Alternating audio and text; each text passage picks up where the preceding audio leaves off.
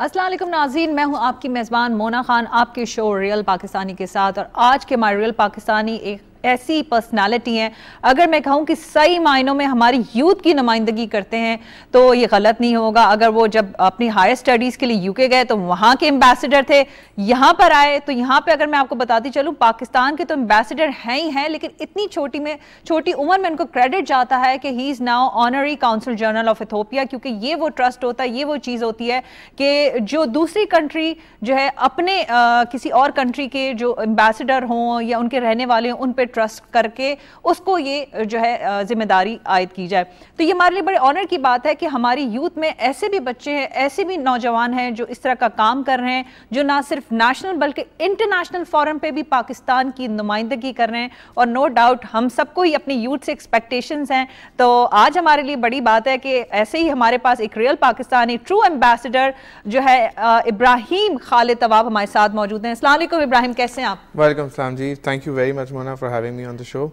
अच्छा इब्राहिम, मैंने क्योंकि यूथ के हवाले से इतनी बात की क्योंकि अक्सर हम यूथ के साथ बड़ी कंप्लेंट कर रहे होते हैं, लेकिन माशाल्लाह से अगर मैं आपके कैरियर को देखूं, यूनिवर्सिटी में थे तो वहाँ पे एम्बेसडर थे, वहाँ पे आप यूनियन का भी हिस्सा रहे, वहाँ पे आपने पाकिस्तान का मतलब पाकिस्तान से दूर रहते हुए वहाँ पे आपने पाकिस्तान वीक बनाया, वापस आए।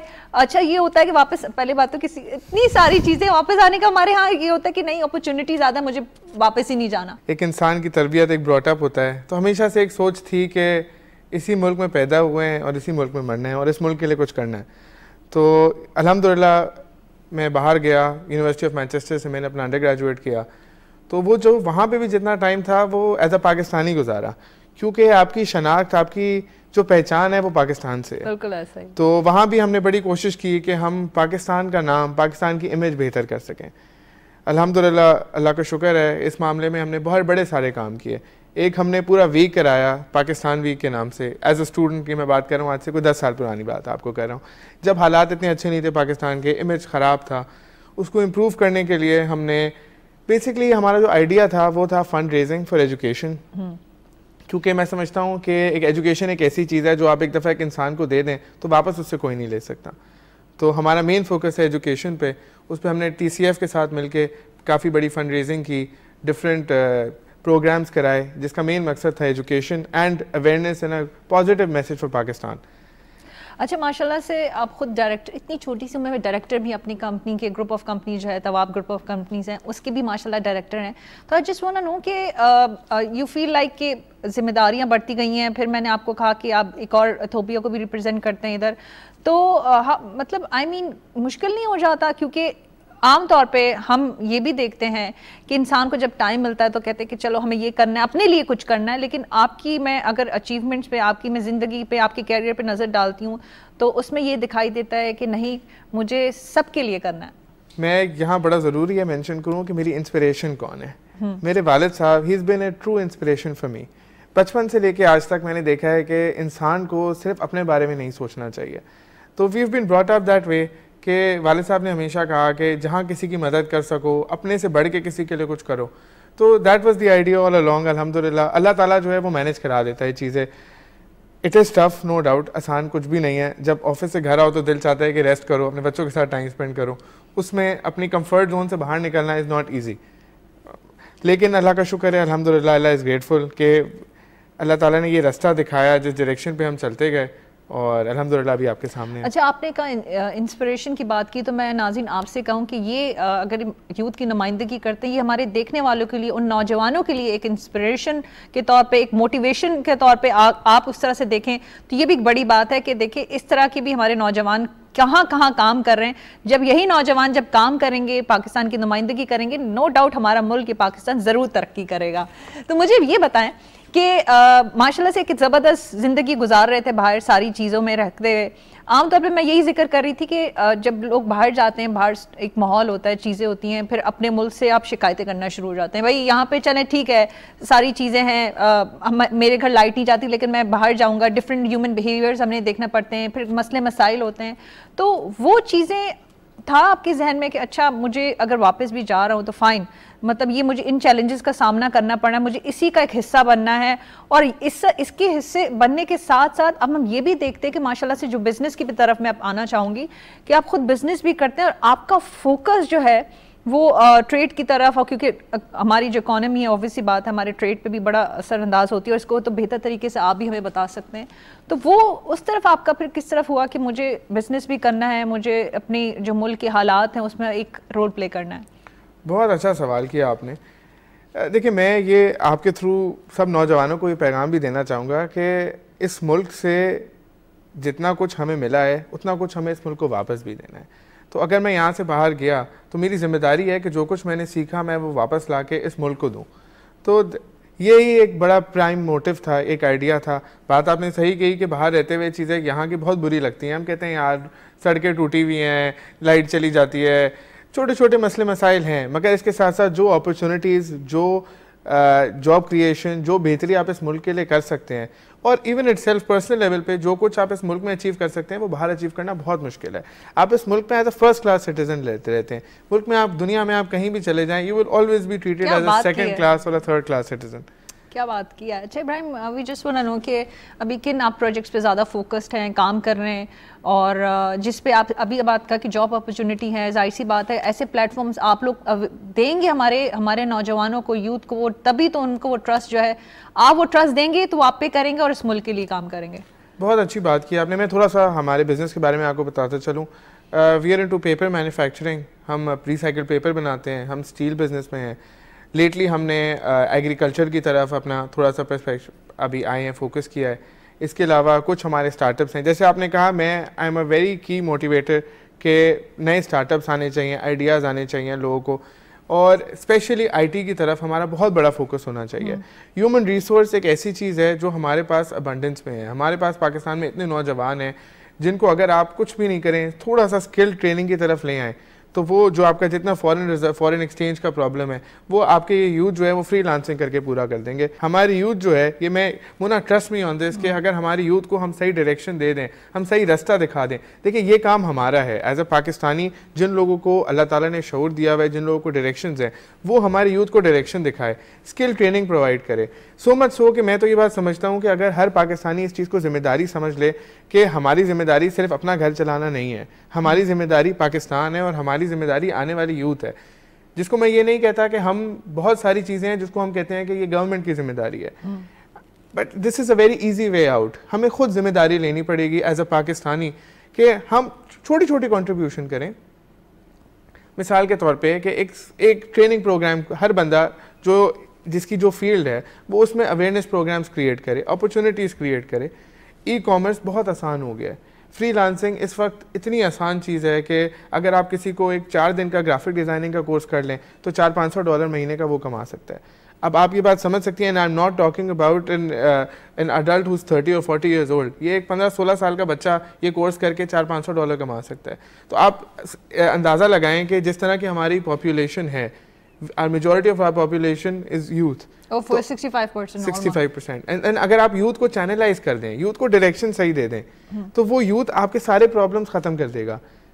ये this is the main idea. अच्छा इब्राहिम, मुझे ये बताएं, क्योंकि ऑब्वियसली बात है आप एक पोजीशन पे हैं, you are a boss as well, तो क्योंकि बच्चे आते हैं जॉब्स के लिए भी चीज़ों में रखते हुए, तो आप किस तरह से देखते हैं कि, क्योंकि देखिए बहुत सारे लोग, हमारे बच्चे जो हैं वो आंखों में ख्वाब सजाए हुए होते हैं कि अच्छा ठीक है, अब मैंने अपने एजुकेशन कंप्लीट कर लिया है, अच्छा मैं अब यहाँ पे, चलो मैं यहाँ पे इंटर्नशिप कर लेता हूँ, यहाँ पे बिजनेस स्टार्ट करता हूँ, क्योंकि आपका तो रोज़ाना ही इसी तरह से यूथ से भी एक तरह से रहती होगी, तो उसमें आप क्या समझते हैं हमारे बच्चों में, क्योंकि हमारे जो यूथ में कितनी पोटेंशियल है, कुछ करना चाहते हैं, कुछ पढ़ना चाहते हैं, अगर जिनको आप प्लेटफॉर्म जो है प्रोवाइड करते हैं? जी, वेरी ऑनेस्टली अगर आप देखें जितना पैशन हमारे यूथ में है, ये आपको बहुत कम जगहों पे मिलता है। आप देखें हमारे रिजल्ट्स देखें, जो कैम्ब्रिज बोर्ड के रिजल्ट्स, आप ओ लेवल्स ए लेवल्स के रिजल्ट्स देखें, जितने एक्सेप्शनल रिजल्ट पाकिस्तान से हैं, आपको डेवलप्ड कंट्रीज से वो रिजल्ट्स नहीं मिलते। जितने मेहनती बच्चे हमारे यहाँ पाकिस्तान में, ये आपके पास बहुत कम मुल्क हैं जहाँ पर ये मेहनती बच्चे हैं। इनके पास डायरेक्शन नहीं है, इनके पास सोच नहीं है, इनको रास्ता नहीं दिखाया गया।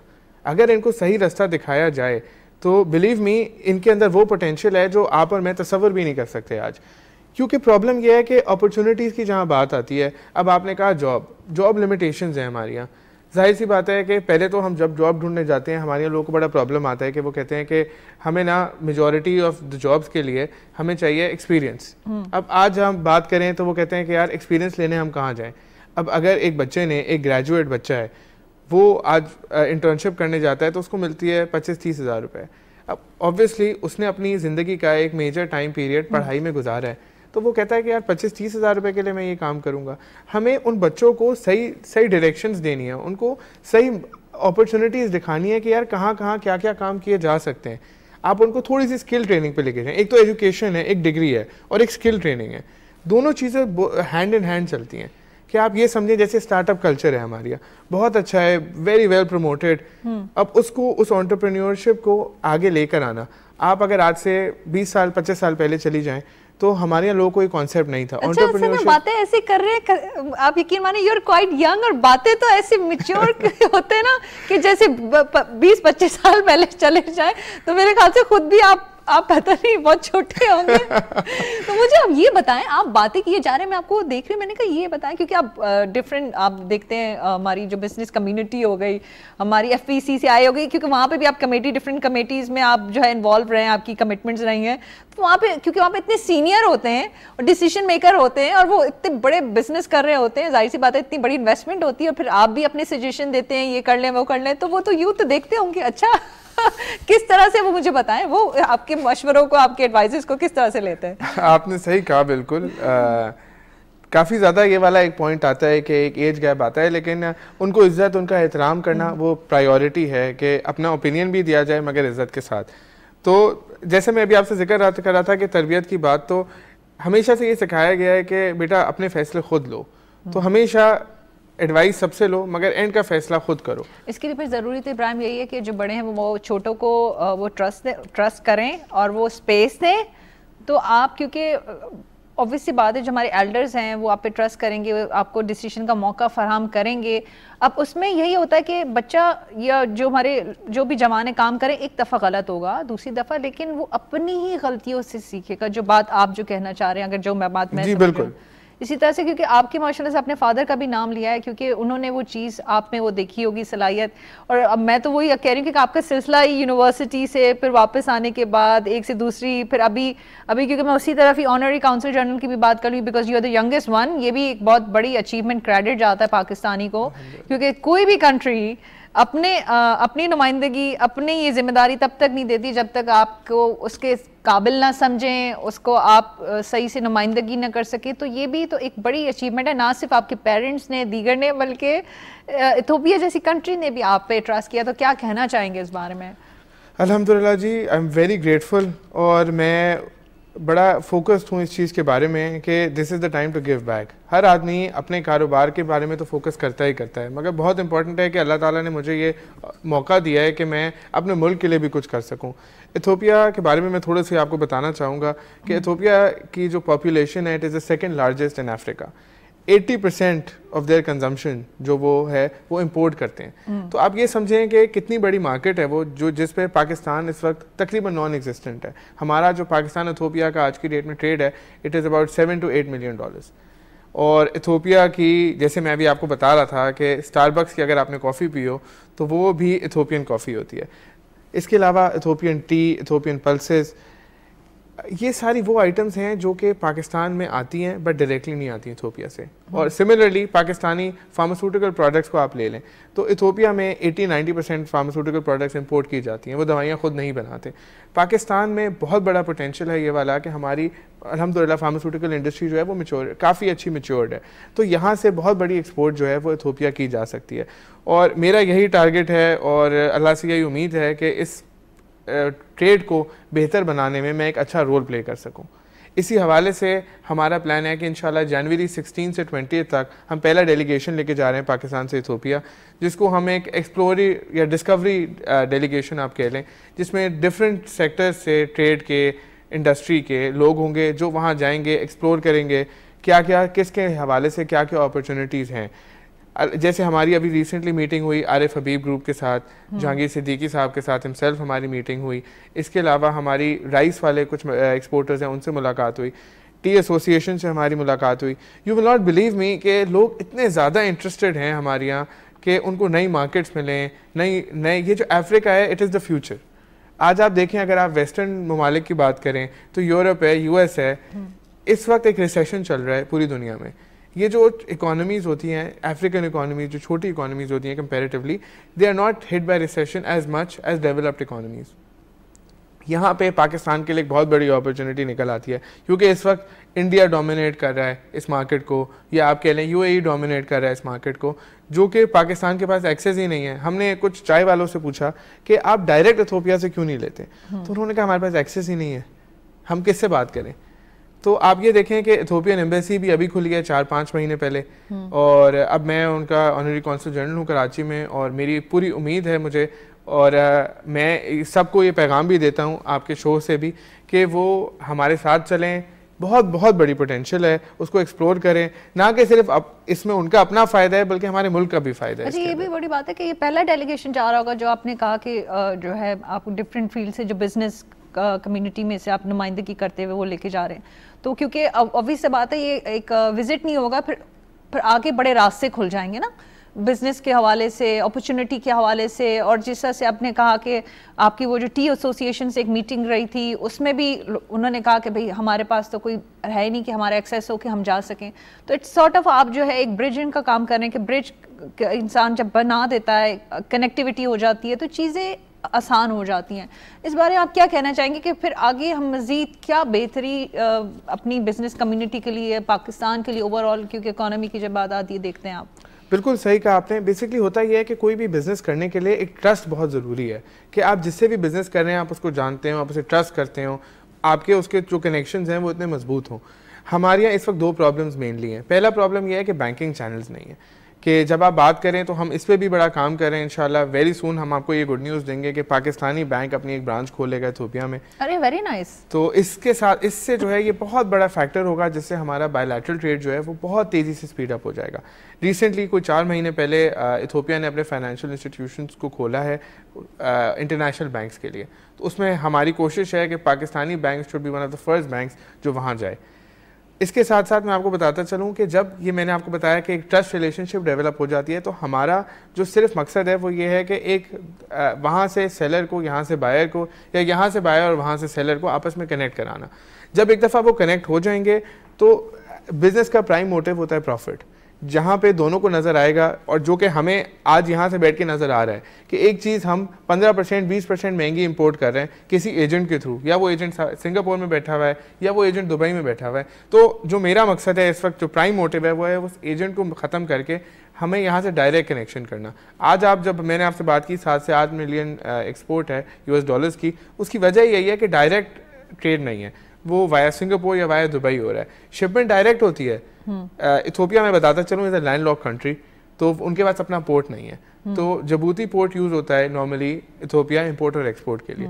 तो अगर आप, जैसे मैंने आपको बताया कि हम चाय वालों से मिले, तो उन्होंने कहा यार हमारा जो शिपमेंट है वो होती तो जबूती से लोड है इथोपिया की, मगर वो आती वाया केनिया है। उसको डायरेक्ट चैनलाइज करना हमारा सबसे बड़ा मकसद है। इससे दोनों का बेनिफिट है, इथोपिया का भी बेनिफिट है, पाकिस्तान का भी बेनिफिट है। पाकिस्तान में जब सप्लायर्स को रिलायबल, यहाँ पे जो हमारे इंपोर्टर्स हैं उनको रिलायबल सप्लायर्स मिलेंगे जिन पे वो भरोसा कर सकें, जिनके साथ वो फिर क्वालिटी को भी इंप्रूव करा सकते हैं। जब एक बायर और एक सेलर एक दूसरे को जानता होता है तो वो अपने हिसाब से मॉडिफिकेशंस करा सकता है प्रोडक्ट्स के अंदर। साथ साथ एक बड़ी ज़रूरी बात मैं आपको बताता चलूँ कि इस वक्त इथोपिया में बहुत बड़ी डिमांड है सीमेंट की, जिसके लिए ग्राउंड रियलिटीज़ इस वक्त ये हैं कि वो रैशनिंग कर रहे हैं सीमेंट की। उनके पास अगर 100 बोरी सीमेंट है और तो उनकी रिक्वायरमेंट है 200 बोरी सीमेंट की, तो उसमें भी आप जो है अपना रोल प्ले करेंगे। जी हाँ, हमने रिसेंटली पावर सीमेंट वालों से मीटिंग की है, लकी सीमेंट वालों से मीटिंग की है, और हमने उनको बहुत ज़्यादा इनकरेज किया है कि वो पाकिस्तान से सीमेंट एक्सपोर्ट करें। वहाँ पे जो हमारे काउंटर पार्ट्स हैं वहाँ पे भी बहुत अच्छा रोल प्ले हो रहा है इस हवाले से कि वो हमें सीमेंट टेंडर्स दें और वो प्राइमरीली पाकिस्तान से सीमेंट। अच्छा इब्राहिम, आपकी बातें गुफ्तगू सुनने के बाद तो यही होता है कि आमतौर पे हम सारी आवाम में एक सोच पाई जाती है कि हुकूमत कुछ नहीं करती, हुकूमत को करना चाहिए। इसमें तो अगर एक एज बीइंग कोई भी इंडिविजुअल भी अपना पार्ट प्ले करना चाहे किसी भी सिलसिले में, चाहे अगर आप बिजनेस में हैं तो बिजनेस में अगर आप अपना जो है रोल बहुत अच्छी तरीके से अदा करते हैं तो ना सिर्फ अपने लिए बल्कि अपनी सोसाइटी, अपनी कम्युनिटी, अपने मुल्क के लिए कर सकते हैं। ये बात इससे तो साफ ये पता चलता है कि करने वाले तो कर सकते हैं। बहुत अच्छी बात की है आपने कि मेरा ख्याल है ये सबसे आसान हल है जान छुड़ाने का कि हम कहीं तो हुकूमत करेगी। तो हमें सबको एज अ पाकिस्तानी ये जिम्मेदारी लेनी चाहिए कि हम सबकी कुछ ना कुछ जिम्मेदारी है। इस मुल्क ने हमें इतना कुछ दिया है तो हमें भी इस मुल्क को वापस कुछ ना कुछ देना है, और वो हर आदमी अपनी इंडिविजुअल कैपेसिटी में कुछ ना कुछ कर सकता है। जैसे मैंने आपको बताया कि ये मेरी तरफ से मेरी एक बहुत छोटी सी कोशिश है कि अल्लाह ताला इसे कामयाब करे, और मैं समझूंगा कि अगर पाकिस्तान से हमने टारगेट किया हुआ है अबाउट 300 मिलियन की एक्सपोर्ट फ्रॉम 7 to 8 मिलियन, तो और शायद आपको सुन के लग रहा हो कि यार ये तो बहुत हवाई ख्याली पुलाव है, बट बिलीव मी कि जितनी बड़ी मार्केट है और जितना हमारी अपनी एक्सपोर्ट्स में पोटेंशियल है, this is very doable, very achievable. आपसे मुलाकात और इसके बाद तो जितनी पोटेंशियल हमें आप में लग रही है तो हमें कोई ख्याली वाली नहीं लग रहा। और मुझे एक और चीज़ ये बताएं, जिस तरह से हमें आपसे मिलकर इतनी खुशी हुई थी, आप जाते हैं पाकिस्तान से बाहर भी जाते हैं, पाकिस्तान को रिप्रेजेंट करते हैं दीगर इंटरनेशनल फोरम पे भी, और माशाल्लाह से मैंने कहा यूथ के हवाले से भी एक आपकी जो है रहती है। तो किस तरह से लोग कहते हैं, अच्छा क्योंकि आमतौर पे पाकिस्तान और थोड़े से हमारे कुछ एक परसेप्शन हर जगह पूरी ओवरऑल दुनिया में होता है, तो जब वो कहते हैं कि माशाल्लाह से इतना टैलेंटेड, इतना होनहार, इतने जो है आप कामयाब बिजनेसमैन भी हैं, तो कैसा लगता है जब आपका इमेज नहीं जाता, ये हमारे मुल्क का इमेज जाता है वहाँ पे? बिल्कुल आपने सही बात कही है कि एक बड़ी खुशी मिलती है। यकीन माने कि कोई मेरी तारीफ़ करे उससे ज़्यादा मुझे खुशी होती है कि कोई पाकिस्तान की तारीफ़ करे, क्योंकि पाकिस्तान है तो हम हैं। हम कौन है अगर पाकिस्तान नहीं है तो। और अगर यही बात अगर हम सब समझ जाएं, छोटी छोटी कंट्रीब्यूशन होती है। मैं देख रहा था कल फीफा का जो मैच था, उसके बाद आपने देखा होगा कि वो किस तरह जापानीज़ जो फैंस थे या जो वहाँ मैच देखने आए हुए थे, उन्होंने किस तरह स्टेडियम की सफाई की। ये उस कौम की जीत है। इस तरह हमारी कौम की जीत क्या है, हमें भी एज अ कौम ये बात सोचनी चाहिए कि हम कहाँ खड़े हैं। हम आपस में लड़ के ख़त्म हो जाएंगे। हमें ये वो वक्त है कि जब हमें ज़रूरत है, हमारे मुल्क को हमारी ज़रूरत है, हमें एक होके एक साथ खड़े होकर मसले मसाइल का हल करना चाहिए, ना कि हम आज भी उसी जंग में लगे रहें कि हम कहीं हमारी जिम्मेदारी नहीं है, ये गवर्नमेंट की जिम्मेदारी है। तो इस माइंडसेट को चेंज करना सबसे इम्पोर्टेंट चीज़ है। चैलेंजेस तो रहते हैं ही होंगे ज़िंदगी में, उसको किस तरह से फिर देखते हैं जब अगर सामना करना पड़े? देखिए मेरा ख्याल है अगर चैलेंजेस ना होना ज़िंदगी में तो ज़िंदगी बड़ी अधूरी सी और बड़ी बेमतलब सी हो जाएगी।